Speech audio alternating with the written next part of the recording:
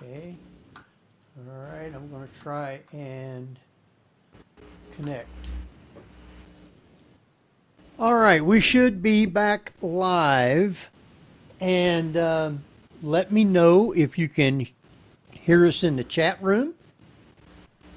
All right, apparently they do hear me, so we're good to go. Yay! Sorry, people, we had a minor catastrophe. Everything on my keyboard, computer, everything fell on the floor.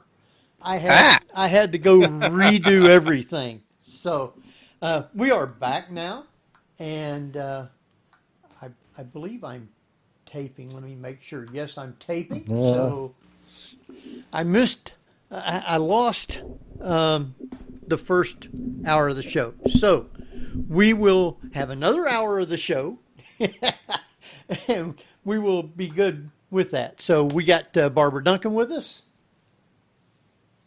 Maybe. Barbara? Aliens got her. Oh no. We got Jeffrey Gould. Maybe. Now what happened? Aliens got him. I got Tim Shaw. Is everybody else here? I'm here. Oh, all right. Okay. Good. So we'll have another hour, and we're going to continue the discussion. And sorry for everything. I hate. That's just some of the faults of live broadcasting. Sometimes stuff like that happens. And Tim's table tipping. Tim, you tipped my table. That's what it was. It happens. It happens. What can I tell you? Oh man. All right, so we're back. They wasn't hearing anything that you guys were discussing a while ago, because I heard yins, but you couldn't hear me for some reason or another, and that was what the whole big deal was after I tried to get back on. So well, we left out talking about the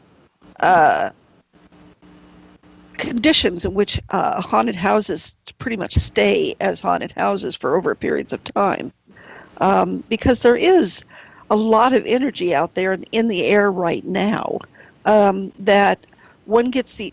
And Tim, you can probably better explain this than I can, why fear and anxiety is so much of a feed for paranormal activity as opposed to more loving, caring, joyous moments.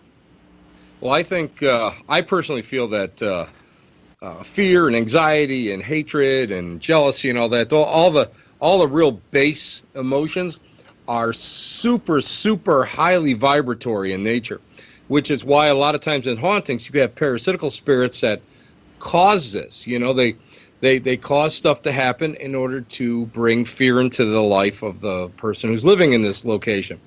So I really feel that because this is so widespread worldwide, we have a lot of this energy going on. And again, I mean, like when I got home from filming, it was like crazy, and people were messaging me going, "Do you feel that? Is it just me? Am I crazy?"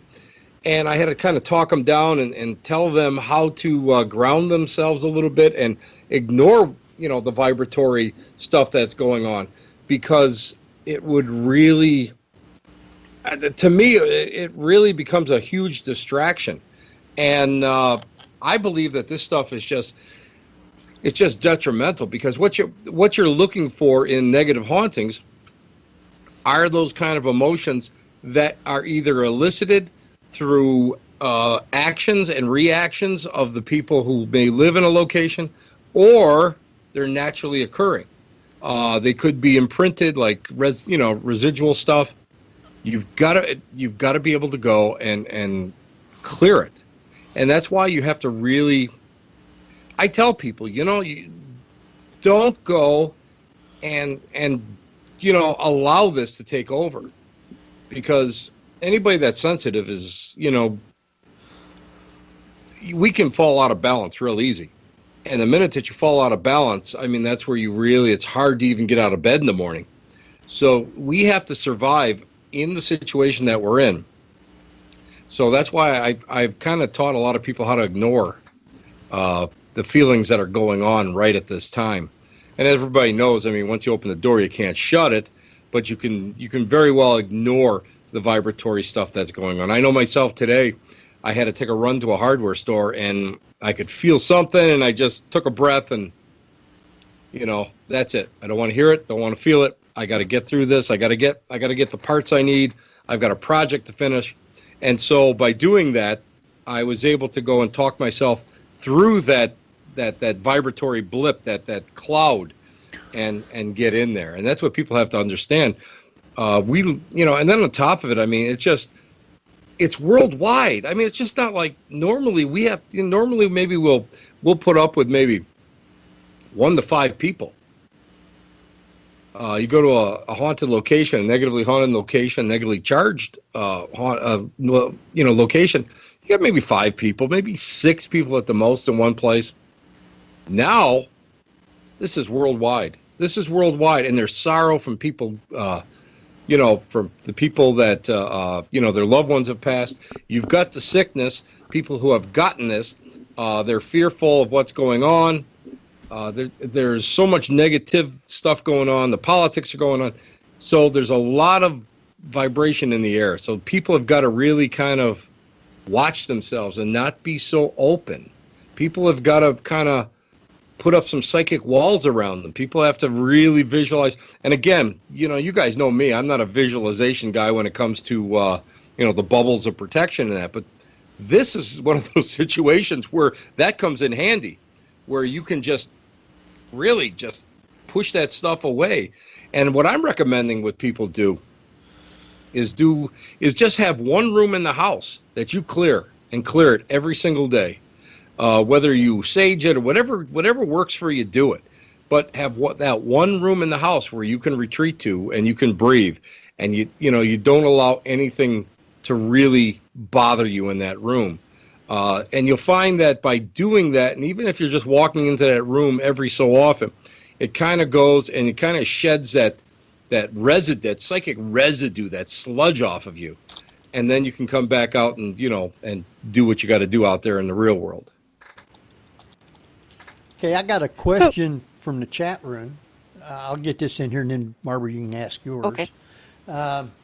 It's from Tabby Cat. She wanted to know, what is the most interesting experience you have had while staying at the Tilly Pierce house in Gettysburg? Let's see. I've been there 5 times. I worked down in Gettysburg. And we saw each other, as a matter of fact. One of the little things I did, I locked my bedroom door. You go in there, and it's really just a beautiful room. The house is just gorgeous. If anybody ever gets to go to the Tilly Pierce Bed and Breakfast in Gettysburg, Pennsylvania, do it. It's just beautiful. Well, I know I locked the door. I know I closed it. I know I heard it click, and I woke up in the morning. And not only was that door open, and I mean, it was open. It was not like, a little, like 2 inches. It was wide open, and my bathroom door was wide open. So I'm just hoping that, the ghost that had to go to my bathroom at least flushed or something.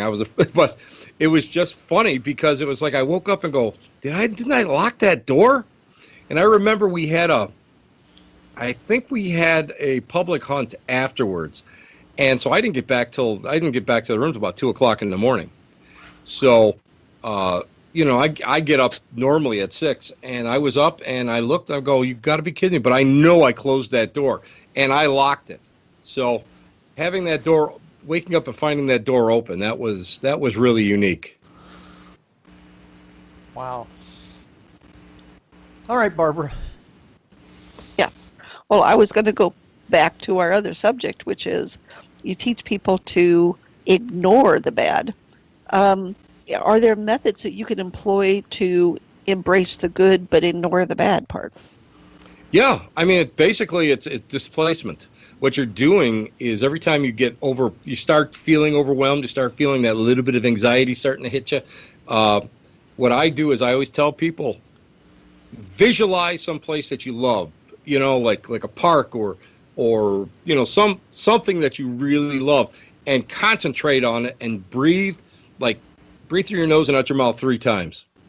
Because what you're doing is not only you're grounding yourself, but you're getting rid of that negative thought, that negative stuff that's almost there. You're stopping it. It's like hitting a red light and jamming on the brakes. It's stopping. And you're replacing that with something that really makes you psychologically and cognitively feel better.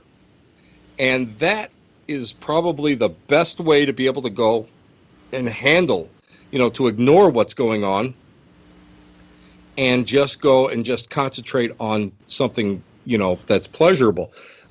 Too many people, and I went off on a tirade on my one show, my one Black Hat Lounge show, and I said to, I went right on and said some of these teachers, and what pisses me off more than anything else, you get these teachers that are out in the world 2 years, 2-3 years, they just opened up themselves, and they're going to teach you what to do, and they never had a really good mentor or anything, and they don't teach students how to protect themselves, how to ignore this stuff.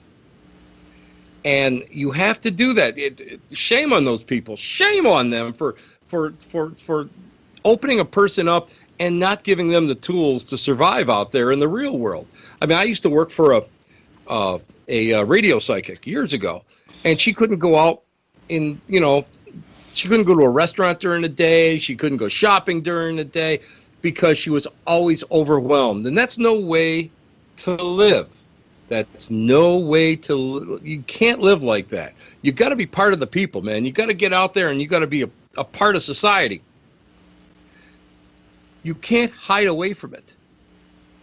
You need to have those tools. You need to be able to go and open up and close. Now, Tom Brown Jr., the tracker, who's an American mystic, I took classes with him at the Rhinebeck Institute, or at the Omega Institute in Rhinebeck, New York, and he taught it's almost like a yoga breath of fire type exercise where you inhale and you get into the zone where you can do the readings or open up and do your walkthroughs or do your psychic evaluations, and then when you exhale, boom, you're out.